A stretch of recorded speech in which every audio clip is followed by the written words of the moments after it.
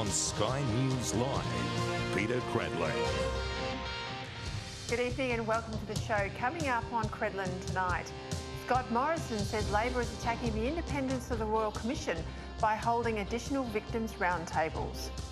A major new climate report says a withdrawal from coal and a dietary shift away from meat is needed to limit global temperature rises.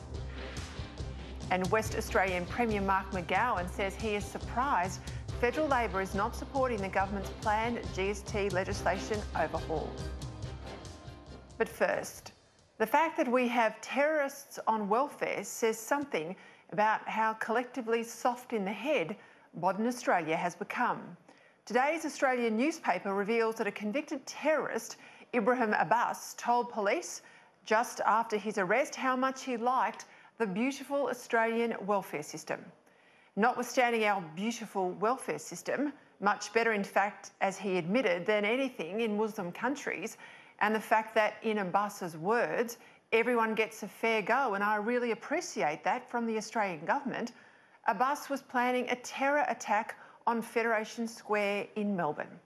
He had bought a machete, he said, to chop some people up, but was also planning to wear a suicide vest to take someone with him, he said, if he was caught beforehand. This information came to light during the trial of his brother and cousin for similar offences. No doubt they were on welfare too.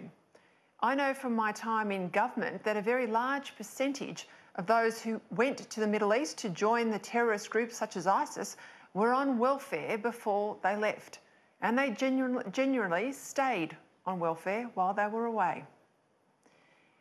Now, we know from the story of Man Monis, the terrorist responsible for the Martin Place siege in Sydney, how our system constantly gives people who are taking advantage of us the benefit of the doubt. Monis lied on his immigration application, but he was allowed to stay in Australia, allegedly as a refugee. For most of his time here, likewise, he was supported by the welfare system, and naturally, he was given the benefit of the doubt and granted bail, despite involvement in the grisly murder of his ex-wife. As my regular viewers would know, the Administrative Appeals Tribunal routinely overturns Peter Dutton's decisions to deport convicted criminals, usually on the grounds that to do so would somehow be harsh on them, despite the fact that they've been very harsh indeed on innocent Australians. Part of what sets us apart from brutal regimes overseas is our capacity to show mercy as much as we might want to see justice.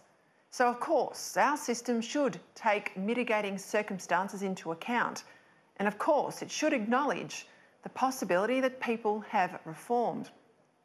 My problem instead is that more and more we're letting a way of life develop here where the system puts the burden and burdens on people trying to do the right thing, like run a small business, for instance, but bends over backwards for people who are clearly doing the wrong thing because they're too scared to call out bad behaviour for fear of being accused of blaming the victim, accused of racism, or accused of so-called Islamophobia.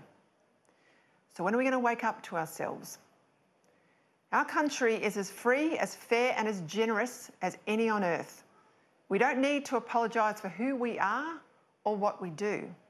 And when people don't just do us harm, but exploit our good nature and insult our intelligence as well, people like Ibrahim Abbas, I reckon they should be dealt with very severely indeed. And we should mean it.